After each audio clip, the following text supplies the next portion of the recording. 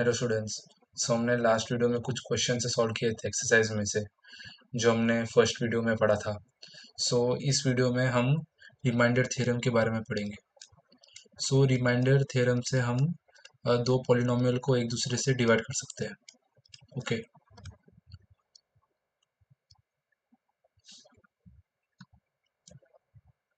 ये remainder theorem.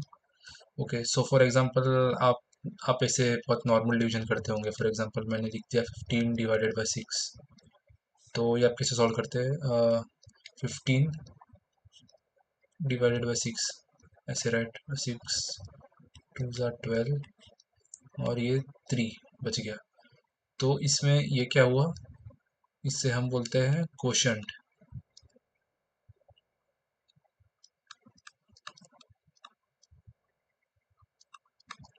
इससे हम बोलते हैं डिवाइज़र, और इसे हम बोलते हैं डिविडेंड।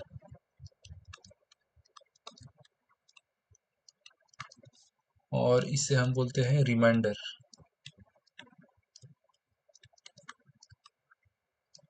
सो इससे हम एक फॉर्मूला भी लिख सकते हैं, वो है डिविडेंड इज इक्वल टू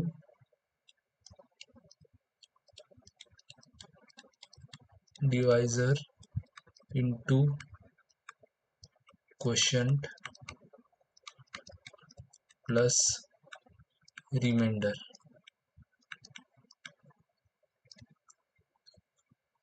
सो ये जो फॉर्मूला लिखा है ये बहुत इंपॉर्टेंट है, क्योंकि या इसे इसे हम यूज़ करेंगे सॉल्व करने के लिए क्वेश्चंस।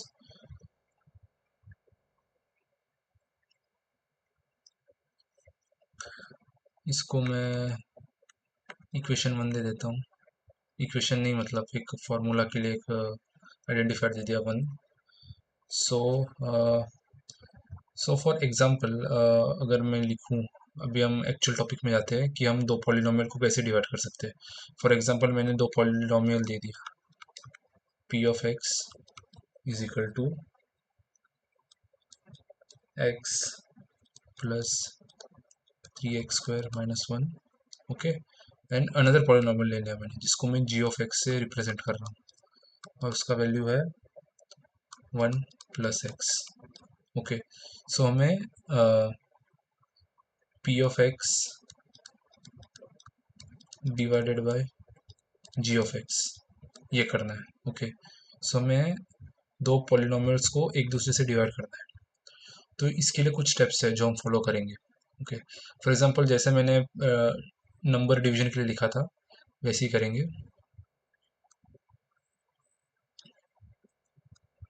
ऐसे, और फिर यहाँ पे हम लिखेंगे पी ऑफ एक्स को।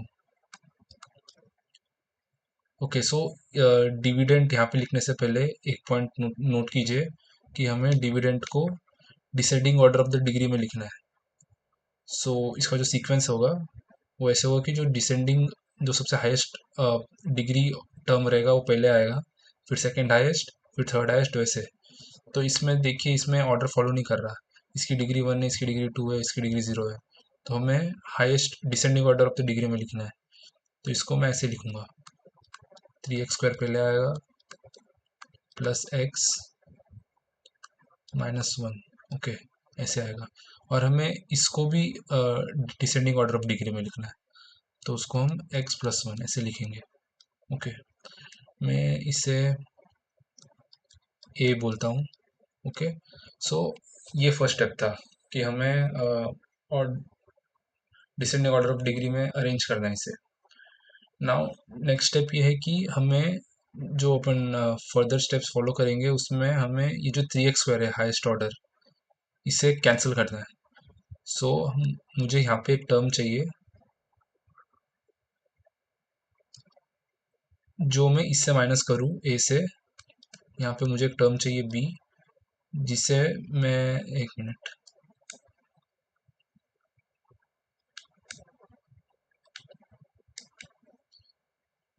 ये है बी। तो मुझे यहाँ पे एक टर्म चाहिए बी, जिससे मैं करूँगा तो ये 3x² कैंसिल हो जाएगा। फॉर एग्जांपल अगर मैंने ए माइनस बी किया तो ये 3x² कैंसिल हो जाएगा। ओके, सो उसके हिसाब से मुझे यहाँ पे क्वेश्चन सिलेक्ट करना है। तो यहाँ पे 3x² लाने के लिए मैं क्या करूँगा, देखिए x ऑलरेडी है मेरे पास यहाँ पे, तो हमें यहाँ पे 3x² चाहिए, x है, तो मैं यहाँ क्या करूँगा, यहाँ पे 3x से मल्टीप्लाई कर दूंगा। ओके, सो फिर मैं करूँगा कि ये 3x into x क्या आएगा, 3x²। फिर ये 1 भी है, राइट, सो 3x into 1 +1, तो क्या आ जाएगा, +3x। और जैसे मैंने बोला था, मुझे माइनस करना है, तो अगर मैं माइनस करूँगा तो ये जो वैल्यू, ये जो साइन है वो चेंज हो जाएंगे। तो ये जो यहाँ पे प्लस है उसकी जगह पे माइनस आ जाएगा, इसकी जगह पे माइनस आ जाएगा, और फिर हम नॉर्मल डिवीजन करेंगे। जैसे ये +3x² -3x², ये दो कट गया। ओके, और फिर +x और -3x, ये साइन चेंज होगा इसलिए मैंने नीचे लिखा है +x -3x, तो क्या आएगा, -2x। और ये -1 वैसे का वैसा मैं यहाँ पे लिखूंगा। अगर आपको डाउट आ रहा है कि यहाँ पे साइन चेंज क्यों हुआ, तो मैं इधर एक छोटे से रफ एरिया में बता देता हूँ। देखिए यहाँ पे मैंने a-b लिखा है, तो मैं a-b 3x² +x -1 minus 3x² +3x ऐसे लिखूंगा। अभी देखिए मैं इसको अगर ओपन करूंगा तो ये ऐसे हो जाएगा, +x -1 माइनस 3x²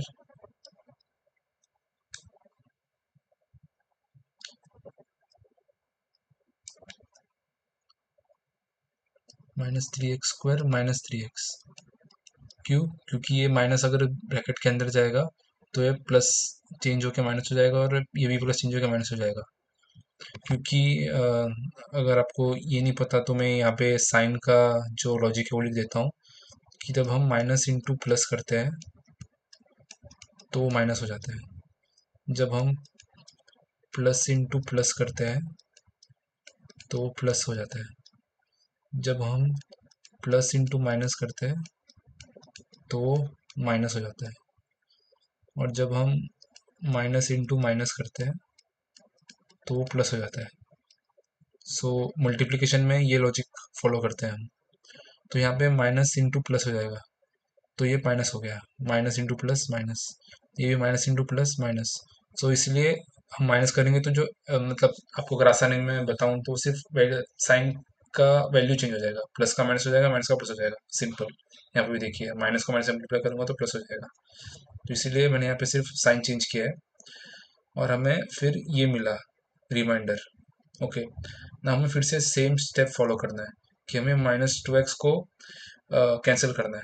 उसके लिए हमें यहाँ पे भी कोई एक टर्म चाहिए जो हम कैंसिल कर पाए। ओके, सो उसके लिए भी हम यहाँ पे क्या मल्टीप्लाई करेंगे, -2x -2, क्योंकि x इधर ऑलरेडी है, तो हो जाए -2 × x -2x, और फिर -2 × +1, तो ये क्या हो जाएगा, -2 ही हो जाएगा। और हम माइनस कर रहे हैं, तो अगेन ये जो वैल्यू है ये चेंज हो जाएगी, माइनस का प्लस हो जाएगा, माइनस का प्लस हो जाएगा। ओके, एंड हम नीचे दिखेंगे कि ये देखो, ये तो कैंसिल हो गया, -2x और +2x, और लास्ट में क्या बचा, +2 और -1, कितना होगा, 1 +1। ओके, सो और ये हमें तब तक फॉलो करना है जब तक ये जो रिमाइंडर है इसकी डिग्री ये डिवाइजर से कम हो, तब तक हमें ये प्रोसेस फॉलो करना है। तो यहाँ पे हमें रिमाइंडर मिल चुका है 1, और इसकी डिग्री 0 है, और ये डिवाइजर है, इसकी डिग्री 1 है, तो हम फाइनल स्टेप तक पहुँच गए। So this is our final remainder 1।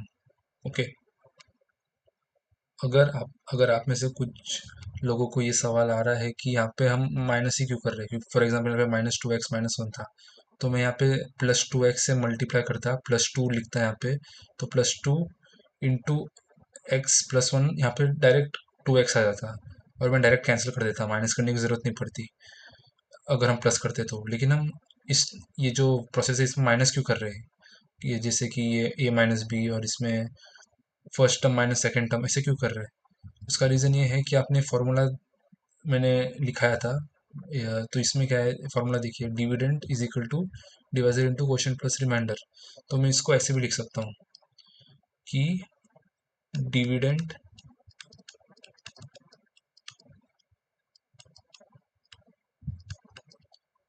Minus divisor into quotient,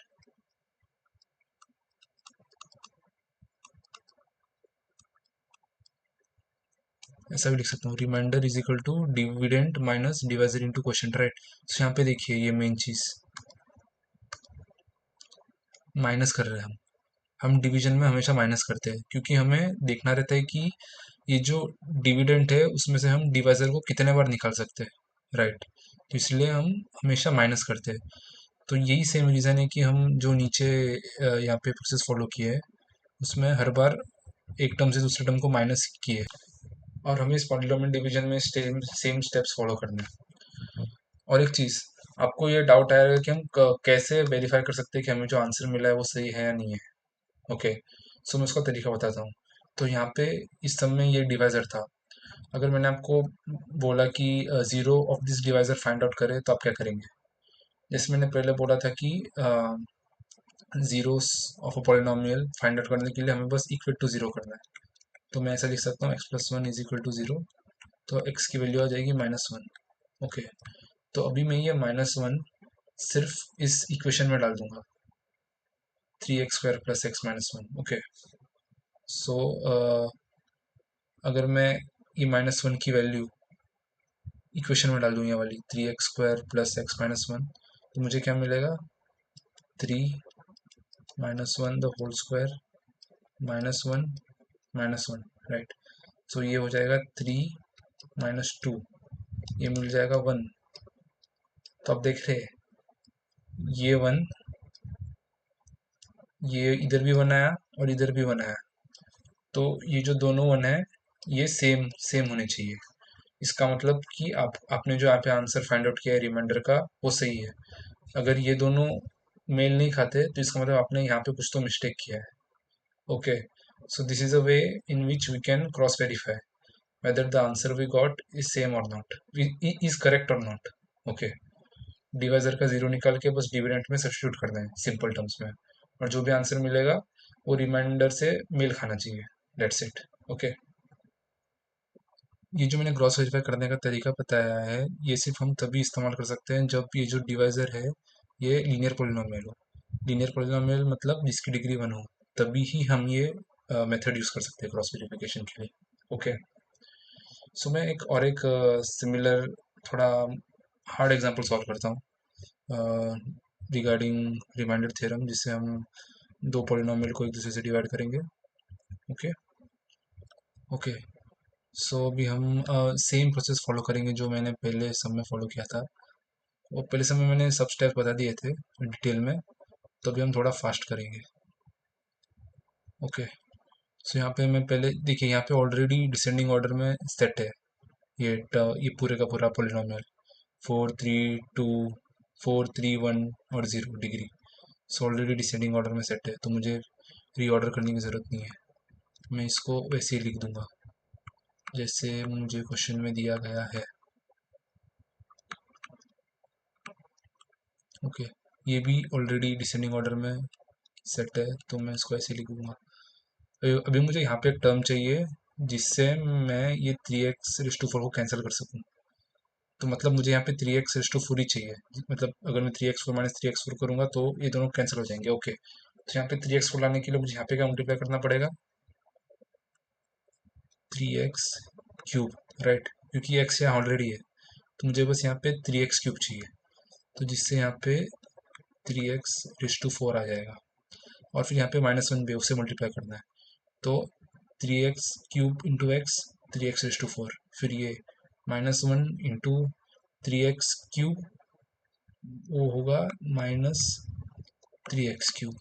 okay, और हम माइनस कर रहे हैं ये ये पॉलिनोमियल माइनस ये पॉलिनोमियल कर रहे हैं, तो यहाँ पे जो साइन है वो चेंज हो जाएगा, प्लस का माइनस, माइनस का प्लस, और फिर हम हमें क्या मिलेगा, ये दोनों कैंसिल हो जाएंगे, -4x³ + 3x³ क्या मिलेगा, -x³।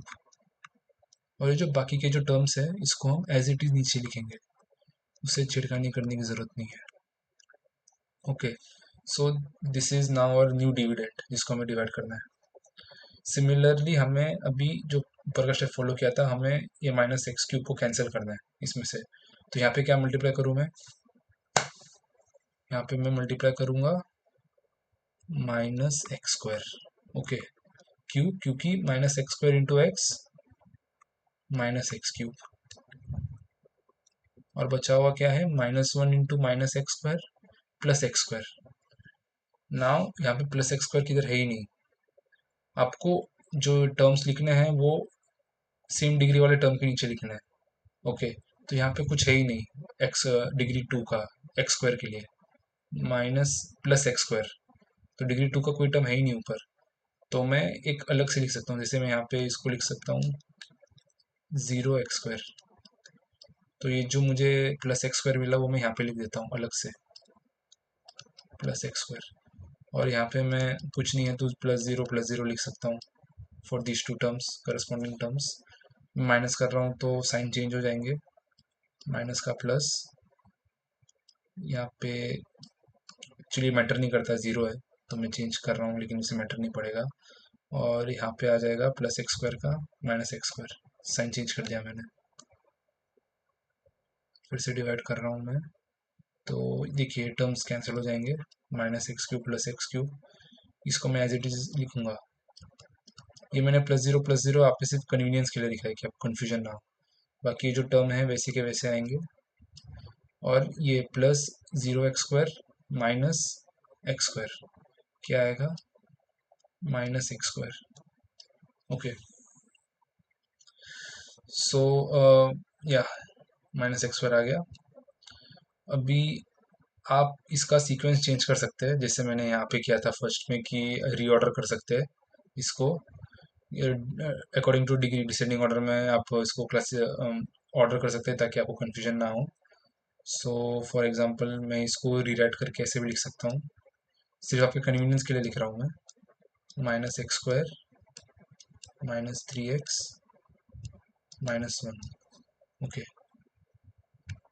मैंने डिसेंडिंग ऑर्डर ऑफ डिग्री में लिखा है आपके कन्वीनियंस के लिए।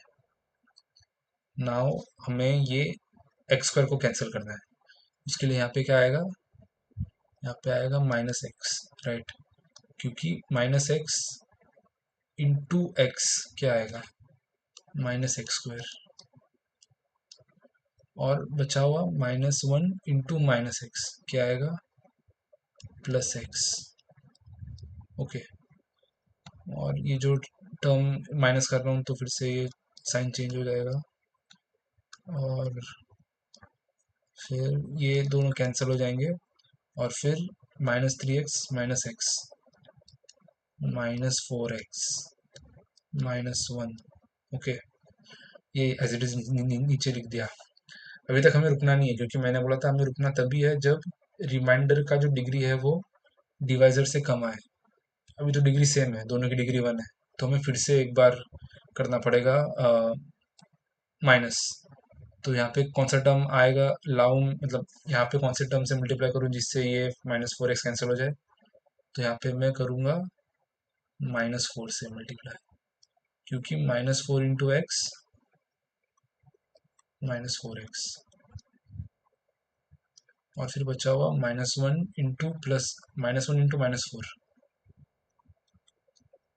+4। ओके, सो मैं माइनस कर रहा हूँ तो यहाँ पे साइन चेंज हो जाएगा, माइनस का प्लस, प्लस का माइनस। ओके, और फिर मैं थोड़ा नीचे ले लेता हूँ,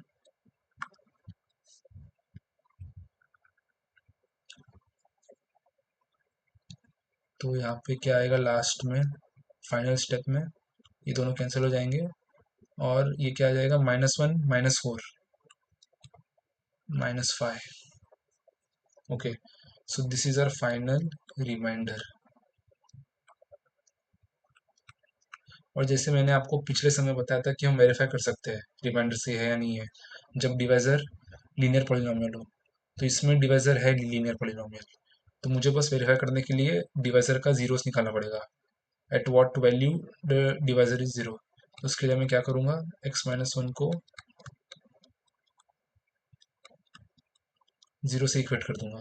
तो इसमें क्या आएगा, x का वैल्यू 1, और जो 1 आया x का वैल्यू, वो मैं सिर्फ इस डिविडेंट में डाल दूंगा, इस डिविडेंट में, इस पॉलिनोमियल में।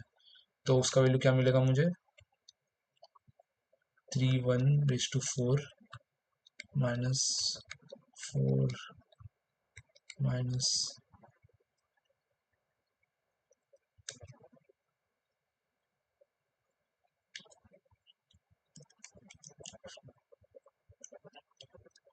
3 × 1 - 1। ओके, सो ये क्या आएगा, 3, ये तो 1/4 बनी है, -4 -3 -1। सो ये 3 - 4 -1 -1 -3 -1, तो इसका आंसर आ जाएगा -5। सो आपने देखा यहाँ पे -5 आया, और जो हमें रिमाइंडर मिला वो भी -5 मिला। तो इससे वेरीफाई होता है कि हमने जो कुछ भी स्टेप्स किए वो सही है। तो इससे वेरीफाई होता है कि हमें यहाँ पर जो रिमाइंडर मिला वो, और यहाँ पे डिवाइजर का जीरो फाइंड आउट करने के बाद वो वैल्यू डिविडेंड में डालने के बाद जो वैल्यू मिला वो दोनों सेम है। इसका मतलब हमने ये जो डिवीजन है वो करेक्ट वे में किया है। ओके, सो आगे जाके अगर आपको सिर्फ इतना क्वेश्चन में पूछा है कि if I divide this polynomial by this polynomial then what is the remainder, तो ये क्वेश्चन का जवाब देने के लिए आपको इतना बड़ा डिवीजन करने की ज़रूरत नहीं है। आपको बस, अगर वो डिवाइजर लीनियर पॉलिनोमियल है तो आपको बस उस उस डिवाइजर के जीरोस निकालने हैं, और जो वैल्यू मिला उसे आपको डिविडेंड में डालना है, और डिविडेंड में डालने के बाद जो आपको आंसर मिलता है वही है उसका रिमाइंडर। तो आपको ये इतना बड़ा प्रोसेस फॉलो करने की ज़रूरत नहीं है रिमाइंडर थ्योरम के लिए। ओके, जब डिवाइजर लीनियर पॉलिनोमियल हो। ओके, इसे नोट कीजिए, only when the divisor is linear polynomial.